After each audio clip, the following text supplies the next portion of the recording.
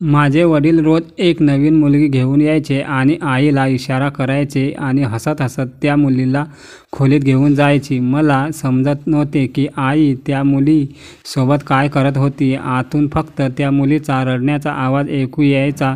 ती रडत रडत म्हणायची की तुझ्या मुलीसोबत हेच होईल जे आज तू माझ्यासोबत करत आहेस. त्या मुलीच्या बोलण्याने मी घाबरले होते. एके दिवशी हे गुपित जाणून घेण्यासाठी मी माझ्या आईच्या खोलीत लपले. पण खोलीत जे काही घडले ते पाहून मी खूप घाबरले, कारण माझी आई त्या मुलींसोबत. संध्याकाळची वेळ होती, सगळीकडे शांतता होती. तेवढ्यात आमच्या घराचा दरवाजा उघडला आणि वडिलांसोबत एक मुलगी आली. दरवाजा उघडून वडील त्या मुलीला घेऊन आत आले आणि आईला हाक मारू लागले, अगं ये सरिता, तू कुठे आहेस? लवकर ये. वडिलांचा आवाज ऐकून आई धावत आली. वडिलांनी आईला इशारा करून काहीतरी सांगितले, पण त्या मुलीची नजर माझ्याकडेच होती. मी शांत उभी राहून तिच्याचकडे पाहत होती. ती खूप सुंदर मुलगी होती. आई पटकन पुढे सरकली आणि त्या मुलीचा हात धरून खोलीत घेऊन गेली. तर वडिलांची नजर माझ्यावर होती. ते मला म्हणाले की तुला काय झालं? कोणत्या विचारात हरवली आहेस? उठ पटकन आणि मला जेवायला दे. तुला तर माहीतच आहे की आता तुझी आई सकाळ होईपर्यंत खोलीतून बाहेर येणार नाही. मी होकारार्थी मान हलवली, कारण आमच्या घरात हे आता रोजचंच झालं होतं. रोज संध्याकाळी एक नवीन मुलगी आमच्या घरी आणली जायची. आईने वडिलांना कधीच असे घेतला नाही की तुम्ही रोज नवीन नवीन मुली का आणता. या दोघा पती-पत्नीमध्ये कदाचित सर्व काही आधीच ठरलेलं असायचे. त्यांनी मला या सर्व गोष्टीपासून लांब ठेवले होते. मी माझ्या आईलाही अनेकदा विचारले होते की आई बाबा एवढ्या सुंदर मुली कुठून आणतात आणि त्या इथे येऊन काय करतात. माझं बोलून ऐकून आई माझ्याकडे रागाने पाहत म्हणाली की तू फक्त तुझ्या कामाचे काम ठेव. तुला माझी आई व्हायची गरज नाही. माझ्या आईचा राग पाहून माझे प्रश्न आत दडले जायचे. माझ्या घरची ही परिस्थिती पाहून माझ्या मनात अनेक प्रश्न निर्माण व्हायचे, पण मी गप्प बसायचे, कारण माझ्या प्रश्नाची उत्तर कोणाकडेच नव्हती. मी उठून वडिलांना जेवण दिले आणि स्वतः स्वयंपाकघरात बसून जेवू लागले. जेवण झाल्यावर मी भांडी गोळा केली आणि झोपायच्या माझ्या खोलीत गेले. आमच्या घरातील सर्व लोक खूप लवकर झोपायचे आणि सकाळी लवकर उठायचे. मी पाहिलं की माझे वडील बाहेर व्हरांड्यातच झोपले आहेत, पण मला झोप येत नव्हती. झोप माझ्या डोळ्यांपासून कोसो दूर होती, कारण त्या मुलीचा चेहरा पुन्हा पुन्हा माझ्या डोळ्यासमोर येत होता. असं वाटत होतं की तिला मला काहीतरी सांगायचे आहे, तिला माझ्यासाठी काहीतरी शेअर करायचे आहे. मी बराच वेळ बेडवर इकडे तिकडे लोळत होते. नंतर मी मजबूत होऊन उठून बसले. मी खिडकीतून बाहेर बघितले तर माझे वडील गाढ झोपले होते. मी दबक्या पावलांनी खोलीतून बाहेर पडले आणि आईच्या खोलीकडे जाऊ लागले. रात्री आईच्या खोलीत जाण्याची माझी आजपर्यंत हिंमत झाली नव्हती, पण आज का कळत नाही माझा स्वतःवर ताबा राहिला नव्हता. मी दरवाजापाशी जाऊन उभे राहून दरवाजा उघडण्याचा प्रयत्न केला, पण दरवाजा आतून बंद असल्याने पाहून आश्चर्यचकित झाले. मी स्तब्ध उभीच होते की तेवढ्यात त्या मुलीचा आवाज माझ्या कानात घुमू लागला. ती रडत होती आणि रडता रडता म्हणू लागली, एक दिवस तुझ्या मुलीसोबतही असेच होईल जे तू आज माझ्यासोबत करत आहेस. कारण असे समजू नको की याची तुला माफी दिली जाईल. तुझ्यावरही अशीच वेळ येईल जेव्हा तुझ्या डोळ्यासमोर तुझ्या मुलीसोबत हे सगळं घडेल, पण तुझी इच्छा असली तरी तुला थांबवता येणार नाही. तेवढ्यात माझ्या कानात माझ्या आईचा भारदस्त आवाज आला. ती म्हणू लागली, बकवास बंद कर आणि शांतपणे तुझं काम कर. पुन्हा त्या मुलीच्या रडण्याचा आवाज ऐकू आला तेव्हा मी खूप घाबरले. मी थरथर कापू लागले. माझ्यात आता उभं राहण्याची हिंमत होत नव्हती, म्हणून मी घाईघाईने माझ्या खोलीत येऊन डोक्याला हात लावून बसले. माझ्या डोळ्यातून अश्रू वाहत होते. गेल्या 3 महिन्यापासून बाबा तरुण मुलींना घरी घेऊन येत होते. या 3 महिन्यात येणारी प्रत्येक मुलगी मला असेच आशीर्वाद देत असेल का? आणि त्या मुली माझ्या आईसमोर अशीच सुटकेची भीक मागत असतील का? पण माझी आई त्या मुलींसोबत असं काय करायची की त्या मुली रडायच्या आणि मग मला श्राप द्यायला मजबूर व्हायच्या? या प्रश्नाने माझी डोकेदुखी वाढली होती. झोप माझ्या डोळ्यापासून कोसो दूर होती. विचार करता करता कधी सकाळ झाली कळलेच नाही. सकाळ होताच आई खोलीतून बाहेर पडली होती आणि तिच्या मागे ती मुलगी पण होती जिला वडील आज घरी घेऊन आले होते. तिची अवस्था खूप वाईट वाईट वाटत होती. ती पूर्वीसारखी राहिली नव्हती. तिचे दोन्ही पाय थरथर कापत होते आणि ती सारखी तिच्या पायांना हात लावून लंगडत लंगडत चालत होती. आईने वडिलांना उठवले आणि म्हणाली, या मुलीला घेऊन जा आणि जिथून तुम्ही हिला आणले होते तिथे सोडून या. माझे काम झाले आहे. वडिलांनी डोळे चोळले. मग त्यांनी मुलीला त्याच्या मागे येण्याचा इशारा केला. ती मुलगी गुपचूप त्यांच्या मागे गेली. आई दोघे निघून गेल्यावर माझ्या खोलीकडे येऊ लागली. मी पटकन माझ्या बेडवर पडून झोपण्याचे नाटक करू लागली. आईने मला हाक मारली आणि म्हणाली, नैना, मला वाटलं की तू गाढ झोपली आहेस. लवकर उठ, सकाळ झाली आहे. मी डोळे चोळत उठून बसली होती. मला आईच्या चेहऱ्यावर अजिबात थकवा दिसला नाही. तिला बघून असे वाटत होते की तिला खूप आराम वाटत आहे. आईने मला उठवले आणि रूमच्या बाहेर जाऊ लागली. मग मी तिचा हात धरून तिला थांबवले आणि म्हणाले, आई, माझ्या जवळ बस. आईने माझ्याकडे लक्षपूर्वक पाहिले आणि बसताना ती म्हणाली, काय झालं? तुझी तब्येत तर ठीक आहे ना? मी होकार देत आईला म्हणाले की आई, तू कधी उठलीस? माझा प्रश्न ऐकून आई घाबरली होती. माझ्या प्रश्नाने ती अस्वस्थ झाली होती. ती म्हणाली की मी थोड्या वेळापूर्वीच उठले आहे. मी खूप अस्वस्थ झाली होती म्हणून मी ढसाढसा रडू लागले आणि म्हणाले, आई, मला रात्रभर खूप भीतीदायक स्वप्ने पडत राहिली. ज्या मुलीला वडील घरी घेऊन आले होते ती मुलगी काल संध्याकाळी माझ्या स्वप्नात आली आणि मला घाबरवत होती. आई, ती मुलगी कुठे आहे? वडिलांनी त्या मुलीला का आणले? आईला माझ्या प्रश्नाची उत्तरे द्यायची नव्हती. या प्रश्नातून सुटण्यासाठी ती इकडे तिकडे पाहत होती. पूर्वी मी आईला कोणताही प्रश्न विचारायचे तेव्हा ती मला ओरडायची, पण आज ती खूप रडत होते आणि मी खोटं ही बोलली होती की ती मुलगी माझ्या स्वप्नात आली होती. खूप विचार केल्यावर आईने सांगितले की ही मुलगी तुझ्या वडिलांच्या ओळखीच्या कोणाची आहे. तिच्या पतीने तिला घरातून हाकलून दिले होते म्हणून ते तिला आपल्या सोबत घरी घेऊन आले होते. तू झोपली होतीस तेव्हा त्या मुलीचा नवरा आणि तिचे सासू सासरे आपल्या घरी आले होते आणि मुलीची समजूत घातल्यावर आपल्या सोबत घरी घेऊन गेले. शेवटी आई खोटं बोलली होती. ती म्हणाली की आई बाबा तर दररोज कोणत्या ना कोणत्या मुलीला घरी घेऊन येतात. याचा अर्थ प्रत्येक मुलीचा हाच प्रॉब्लेम असतो का? आईने माझे अश्रू पुसले आणि म्हणाली की या जगात प्रत्येक माणसाची स्वतःची काही ना काही मजबुरी असते. इथे येणारी प्रत्येक मुलगी कुठल्या ना कुठल्या समस्येमुळे येते. तुझ्या छोट्या मनावर जास्त जोर देऊ नकोस. उठ, तोंड धुवून चहा घे. आई एवढं सांगून खोलीतून बाहेर निघून गेली होती. इतकं समजावूनही माझ्या मनात अनेक प्रश्न होते, कारण मला माहीत होतं की आईने खरं सांगितलं नव्हतं. ती खोटं बोलत होती. कसा तरी माझा दिवस निघून गेला आणि संध्याकाळ झाली म्हणून मी पुन्हा वरांड्याच्या कॉटवर बसले होते. आई मला उठवत म्हणाले की नैना, उठ लवकर. असं वाटत आहे की वादळ येणार आहे. घराचे सर्व दार बंद करून घे. मला समजले होते की आई मला इथून जायला सांगत आहे जेणेकरून मला कळू नये की आज वडील कोणत्या मुलीला घरी आणणार आहेत. मी हो म्हणत आता जाणारच होते की तेवढ्यात आमच्या गेटचा दरवाजा उघडला आणि वडील गेटच्या आत आले आणि त्यांच्या मागे एक तरुण मुलगी होती. आज आलेली मुलगी सुद्धा खूप घाबरली होती. मी पटकन उठून बसले आणि तिला विचारलं, तू कोण आहेस? मी त्या मुलीला प्रश्न विचारला. ती माझ्या प्रश्नाचे उत्तर देणारच त्याच्या आधी आई त्या मुलीचा हात पकडून तिला आपल्या सोबत खोलीत घेऊन गेली.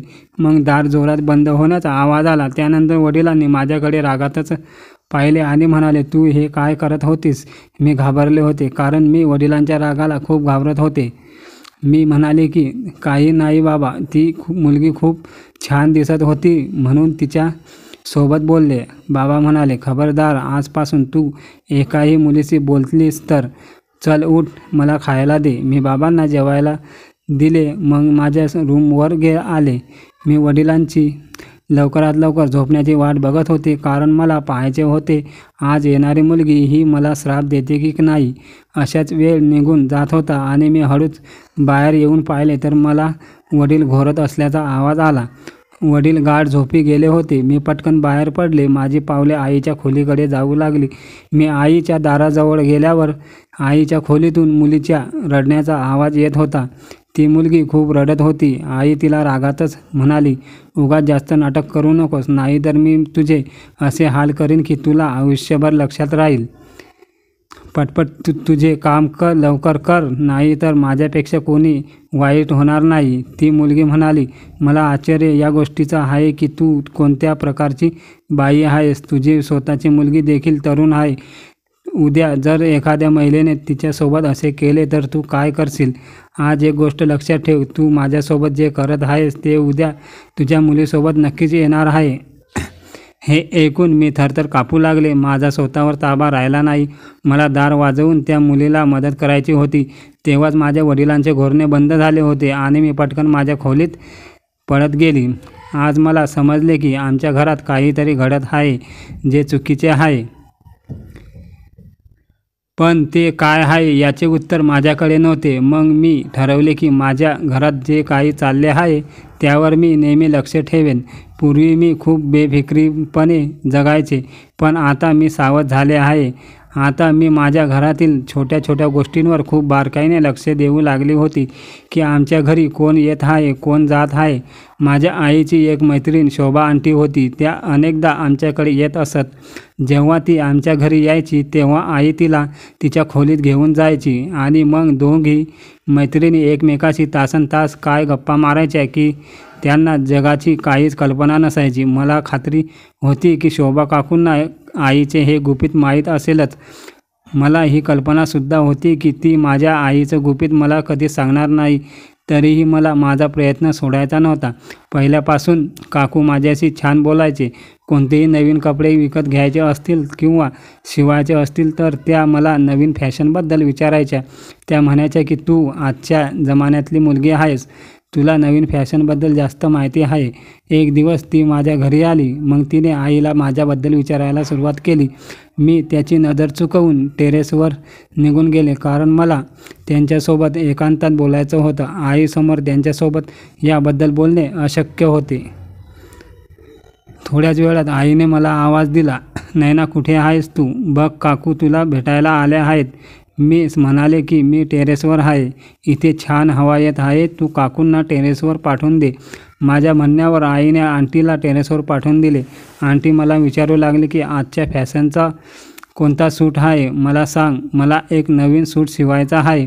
मी मुद्दाम तिला म्हणाले की काकी आजच्या फॅशनमध्ये पॅन्ट सलवार जास्त चालते. काल वडिलांनी ज्या मुलीला आणले होते तिनेही पॅन्ट सलवार घातला होता. ते तिच्यावर खूप छान दिसत होते. माझं बोलणं ऐकून शोभा काकूने आश्चर्याने विचारलं, काल तुझ्या घरी कोणी पाहुणे आले होते का? तू कोणत्या मुलीबद्दल बोलत आहेस? तुझ्या आईने एकदाही त्यांचा उल्लेख केला नाही. मला वाटले आंटी माझ्यापासून काहीतरी लपवत आहे. मी म्हणाले की नाही, असे कोणी पाहुणे आले नव्हते. त्याच दररोज घरी येणाऱ्या मुली. बाबा रोज नवीन मुलगी घरी घेऊन येतात आणि आई त्यांना तिच्या खोलीत घेऊन जाते. खोलीत गेल्यावर त्या मुली रात्रभर खोलीत घालवतात आणि सकाळ होईपर्यंत निघून जातात. शोभा आंटीला धक्काच बसला होता. त्या म्हणू लागल्या, तुझ्या आईला माझ्याशिवाय आणखी काही मैत्रिणी आहेत का? मला शोभा आंटीकडून सत्य बाहेर काढून घ्यायचे होते, म्हणून मी सगळे काही त्यांच्याशी बोलत होती. मी म्हणाले, मला काहीच माहिती नाही की त्या आईच्या मैत्रिणी आहेत की नाही. जर त्या आईच्या मैत्रिणी असत्या तर त्यांच्या खोलीत गेल्यानंतर रडत का होत्या? शोभा आंटी कपड्याबद्दल विचारायचं विसरूनच गेल्या होत्या. त्या मला म्हणू लागल्या की नैना, हे तू काय बोलत आहेस? कित्येक वर्षापासून माझं तुमच्या घरी येणं जाणं सुरू आहे, तरी मला या सगळ्या गोष्टी का माहीत नाही? शोभा आंटी आता जास्त अस्वस्थ झाल्या होत्या. आंटीचं बोलणं ऐकून वाटत होतं की कदाचित त्यांना याबद्दल काहीच माहीत नाही आणि त्या माझ्याशी खोटंही बोलत नाही.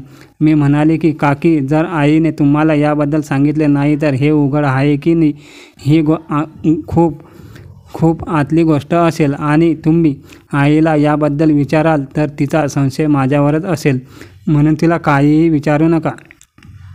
काकूंनी मला होकार दिला. सहमतीने डोके हलवले आणि माझा हात धरून त्या म्हणाल्या की तुझ्या आईच्या खोलीत काय होते याची तुला कल्पना आहे का? मी म्हणाले की नाही आंटी, मी तुम्हाला खरं सांगू का? मी ही गोष्ट तुम्हाला मुद्दाम सांगितली. कदाचित तुम्हाला याबद्दल काही माहिती असेल, मला त्या मुलींच्या रडण्याचा आवाज सहन होत नाही. आता तुम्ही सांगा की मी त्यांना कशी मदत करू शकेल.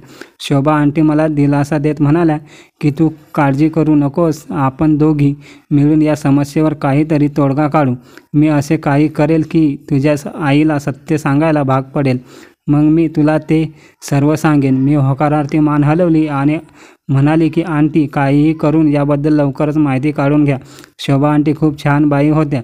मी हे काम त्यांच्याकडे सोपवून खूप समाधानी झाले होते. अजूनही आईबाबांची तीच दिनचर्या चालू होती. बाबा रोज नवीन नवीन मुली आणायचे आणि आई त्या मुलींना तिच्यासोबत खोलीत घेऊन जायची. शोभा आंटी आठवड्यानंतर आज घरी आल्या होत्या. मी माझ्या खोलीत बसून अभ्यास करत होते. मग अभ्यास सोडून खिडकीजवळ उभी राहिली. काकूंनी आईला विचारले, काल रात्री तुझ्या घरी भावासोबत कोणती मुलगी आली होती का? आईला प्रश्न ऐकून शॉक बसला. आई म्हणाली, शोभा तू काय बोलत आहेस? आमच्या घरी कोण येणार? आंटी म्हणाली, सरिता, काल मी स्वतःच्या डोळ्यांनी पाहिलं होतं की रात्री 8 नंतर एक मुलगी तुझ्या घरी आली होती. मी त्याच पाहुण्यांना भेटायला आली आहे. मला वाटलं कदाचित ती तुमची नातेवाईक असेल. आई पटकन प्रकरण हाताळत म्हणाले, अच्छा, ती मुलगी, ती फक्त थोड्या वेळासाठी आली होती, त्यामुळे मला तिचा विसर पडला. खरं तर मी ती नयनाच्या वडिलांची नातेवाईक होती. थोड्याच वेळ थांबली आणि निघून गेली. शोभा काकू म्हणाले, ठीक आहे, नयना कुठे आहे? मी तिला फॅशननुसार सूटबद्दल विचारले होते.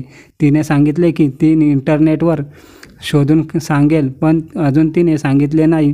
आईने काकूंना माझ्या खोलीकडे बोट दाखवले.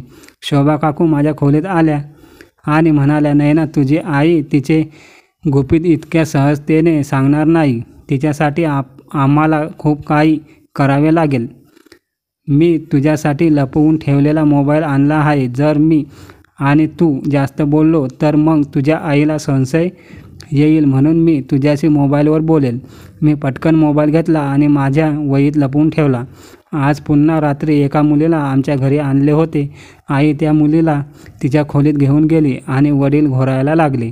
मी पटकन शोभा आंटीला फोन लावून सांगितले की आज बाबा पुन्हा एका मुलीला घरी घेऊन आले आहेत. आई तिला तिच्या खोलीत घेऊन गेली आहे आणि बाबा गाढ झोपी गेले आहेत. आंटी म्हणाली, नयना, तू यावेळी घर सोडू शकतेस का? पण लपून छपून ये, म्हणजे कोणाला कळणार नाही. मग आपण मिळून काहीतरी करू. मी म्हणाले, ठीक आहे, येते. माझ्या येण्याची बातमी ऐकून शोभा आंटी खूप खुश झाली. त्या म्हणाल्या, तू तुमच्या गेटच्या बाहेर जा, मी तेथे येते. मी 2 पावले पुढे गेले आणि गेट उघडले आणि गेटच्या बाहेर आली. माझ्यासमोर शोभा आंटी उभी होती. त्यांनी माझा हात पकडून आपल्यासोबत घेऊन जाऊ लागल्या. त्या म्हणाल्या, चल आधी माझ्या घरी जाऊ, मग आपण काहीतरी विचार करू. मी हे घर यापूर्वी कधी पाहिले नव्हते, पण जेव्हा मी त्यांच्या घरात पाऊल टाकले तेव्हा त्यांचे घर अतिशय सुंदर आणि जवळजवळ सर्व वस्तूंनी सजवलेले होते. त्यांचे घर पाहून मी थक्क झाली. हे सर्व पाहून मला खूप आश्चर्य वाटले, कारण शोभा आंटी विधवा होती. त्यांच्याकडे इतके पैसे कुठे होते की त्या आपले घर इतके छान बनवतील. तिने माझा हात धरला आणि मला तिच्या खोलीत नेले. नयना म्हणाले की शोभा आंटी, तुम्ही त्या समस्येवर काही तोडगा काढला का? त्या म्हणाल्या की याबद्दल बोलायला अजून पूर्ण रात्र बाकी आहे. शोभा आंटीने तिच्या कपड्यातून एक लेहंगा काढला आणि मला म्हणाल्या, तू हा लेहंगा घालून घे. मी तिच्याकडे आश्चर्याने बघितले आणि म्हणाली, हे काय आहे आंटी? आम्ही आमचे काम करायला आलो आहे आणि तुम्ही मला लेहंगा घालायला लावत आहात. आंटी रागाने म्हणाली, मी सांगते तसे कर. मी म्हणाले, पण आंटी. ती म्हणाली, प्लीज माझ्यासाठी हा लेहंगा घाल. ते गुपित जाणून घेण्यासाठी खूप उपयोगी पडेल. मला आंटीचं बोलणं काहीच समजत नव्हतं, पण त्यांनी खूप आग्रह केला म्हणून मी लेहंगा घालून घेतला. त्यानंतर ती माझा मेकअप करू लागली. मी स्वतःला आरशात पाहिले तर मी खूप सुंदर दिसत होते. आंटी मला तयार करून दुसऱ्या खोलीत घेऊन गेली, पण तिकडे जाताच मला धक्काच बसला, कारण तिथे एक गालिचा पसरवला होता आणि बरीच माणसे बसली होती. आंटी म्हणाली, नयना, आता तू नाचायला सुरुवात कर. आंटीचे ऐकून मी म्हणाली, पण आंटी, तू काय करत आहेस इथे? आम्ही काही दुसऱ्या कामासाठी आलो होतो. काकी माझ्याकडे बघत म्हणाल्या, जर तू माझे ऐकले नाहीस तर मी तुला या माणसांच्या स्वाधीन करीन. मी त्यांच्या बोलण्याने घाबरले आणि इच्छा नसतानाही नाचू लागले. आणि मी संपूर्ण रात्र नाचत होते.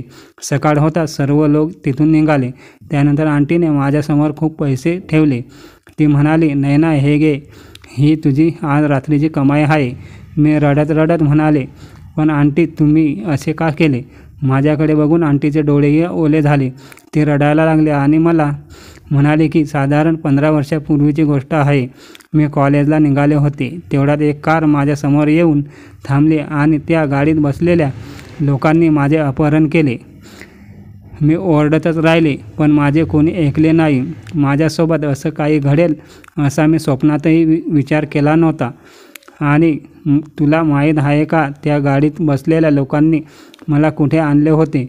त्यांनी मला तुझ्या आईच्या घरी आणले होते. तुझे वडील हा घृणास्पद धंदा करतात. तो मुलींना पळवून नेतो आणि त्यांना नाचायला लावतो, गाणे म्हणायला लावतो. मी विधवा आहे असे तुला सांगितले आहे, पण माझे लग्न झालेच नव्हते. मी तुझ्या आईसाठी बरीच वर्षे नाचले आणि जेव्हा माझं वय झालं तेव्हा तो मला म्हणाला की शोभा, तू तुझं आयुष्य तुझ्या मनाने जगू शकतेस. मी माझे आयुष्य जगू लागले आणि हळूहळू तेच काम करू लागले. पैसे मिळाल्यावर छान घर बांधले. पण हे काम करून घेण्यासाठी मी कोणत्याही मुलीच्या असहाय्यतेचा गैरफायदा घेत नाही. उलट मुली स्वतः माझ्याकडे येतात. पण आजही तुझे पालक निष्पाप मुलींचे अपहरण करून त्यांना हा धंदा करायला लावतात. पण मला कल्पना नव्हती की तुझी आई अजूनही हे काम करते. मला वाटले तू मोठी झाल्यावर त्या लोकांनी हे काम सोडले आहे. पण तू त्या दिवशी सांगितलेस तेव्हा मला समजले की तुझी आई त्या मुलींबरोबर काय करते आणि ती आजही हे काम करत आहे. आंटीचे बोलणे ऐकून माझ्या पायाखालची जमीनच सरकली. मी विचार करू लागले की माझी आई असे चुकीचे काम करते का? या विचारात मी पूर्ण रात्र घालवली आणि सकाळी माझ्या हरवल्याची बातमी संपूर्ण परिसरात पसरली. पण मी शोभा आंटीच्या घरी आहे हे कोणालाच कळले नाही. मला शोधत शोधत आई घाबरून शोभा आंटीच्या घरी आली आणि म्हणाली, शोभा, तुला माहीत आहे का माझी मुलगी कुठे गेली आहे? तुम्ही दोघे खूप बोलायचे. तिने तुला काही सांगितले का? ती कुठे गेली असेल? कुठल्या मुलाचे अफेअर आहे का? जर असे असेल तर तू मला सांग. मी सकाळपासून तिला वेड्यासारखी शोधत आहे. शोभा आंटी हसल्या आणि म्हणाल्या, तू माझ्यासोबत काय केले होतेस ते आठवते का? तू गुपचूप इतक्या मुलींचे आयुष्य उद्ध्वस्त केले की मला वाटत तुला त्याची शिक्षा मिळाली आहे. त्या दोघीही हे बोलत होते की मी बाहेर आले. आई मला पाहताच माझ्याकडे आली आणि म्हणाली, माझ्या बाळा, तू कुठे गेली होतीस आणि तू हे काय घातले आहेस? मी म्हणाले, आई, आज तुझी मुलगी काही तासांसाठी गायब झाली म्हणून ती इतकी घाबरलीस. तू आणि बाबा निरपराध मुलींना पळवून आणतात आणि त्यांच्याकडून चुकीचे काम करून घेतात. मग तेव्हा तुम्हा लोकांना थोडाही मनात विचार आला नाही की त्यांच्या आई वडिलांवर काय परिस्थिती ओढवली असेल? ती सुद्धा कोणाची तरी मुलगी असेल. आई दोन्ही हात जोडून माझी माफी मागू लागली. मी म्हणाले, मी तुला आणि बाबांना फक्त एका अटीवर माफ करू शकते. तुम्ही दोघे हे काम करणं सोडून द्या. आई माझ्या पायावर पडत म्हणाली, ठीक आहे बेटा, मी तुला वचन देते की आजपासून मी आणि तुझे वडील असे काहीही करणार नाही. ज्या प्रकारे आई आणि वडील दोघेही माझ्यासाठी तळमळत होते, त्यांना समजले की ही गोष्ट खरी आहे की ते जी निष्पाप मुलींना घरी घेऊन जायचे ती देखील कोणाची तरी मुलगी असते. त्या दिवसापासून त्यांनी हे चुकीचे काम सोडले आणि मी आनंदाने त्यांच्यासोबत राहू लागले. मित्रांनो, मला आशा आहे की तुम्हाला आमची कथा आवडली असेल. जर तुम्हाला कथा आवडली असेल तर व्हिडिओला लाईक करा. चॅनलवर नवीन आला असाल तर चॅनलला सबस्क्राईब करा आणि हो, कृपया नोटिफिकेशन बेल दाबायला अजिबात विसरू नका, जेणेकरून पुढील अपडेट सर्वप्रथम तुम्हाला मिळेल. आपण संपूर्ण कथा वाचली, ऐकली त्याबद्दल आपले मनापासून आभार.